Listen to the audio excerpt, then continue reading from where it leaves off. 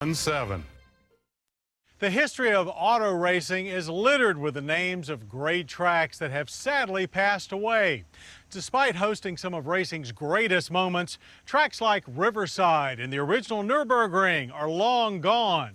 But as High Road reporter Craig Singhas recently found out, gone does not mean forgotten. And if enough people care, a great racetrack can live again. Over the years, Motor Week has focused on many historical auto racing venues, from Indianapolis to Le Mans, from Pikes Peak to the original street course of Watkins Glen, New York. We've had the chance to examine the history and mystique of these famous tracks. But there is one racing venue that until recently had almost slipped our memory. We're talking about the sports car races that took place for almost 2 decades in Cumberland, Maryland. Located about 3 hours west of Baltimore on US Route 40, the original national road, Cumberland has always been a hub for transportation as the starting point for the C&O Canal and the famous B&O Railroad.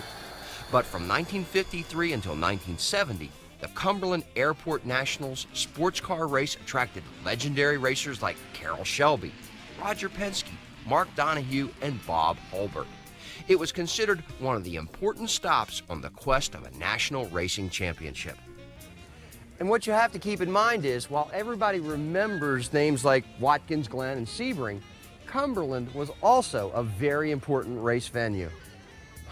Well, back in the late 60s, early 70s, this place really rocked. The hill over there was just loaded with people.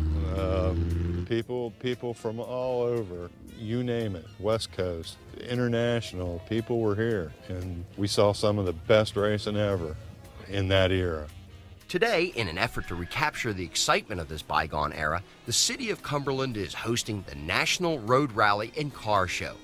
High performance and racing cars have returned to the Cumberland Airport to once again fill the valley with the sound of horsepower. One of the revered racers from Cumberland's past is Donna Mae Mims.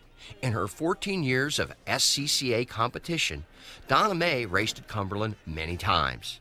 First of all, it was always fun to come to Cumberland because we race drivers and crews were not the enemy.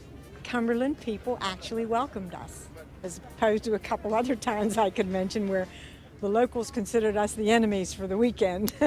But we were always welcome here and was very friendly.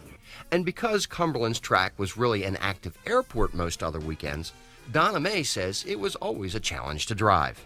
Well, it's rather interesting because it is all flat. It was interesting here because you could go over the bank and roll down the hill onto the highway below, and you wanted to avoid that, which one car did not. And it gives you all flat turns, which are very interesting. And there were lots of places you could pass. Unfortunately, for the last 3 decades, all that has passed at Cumberland's racing track has been time. The town council and local businesses hope to change that. By annually sponsoring solo races, rallies, and a downtown car festival, they hope to attract a possible vintage car race, much like Monterey, California.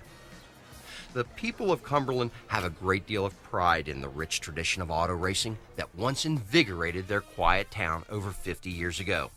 It's a tradition that most would love to see come thundering back in the near future.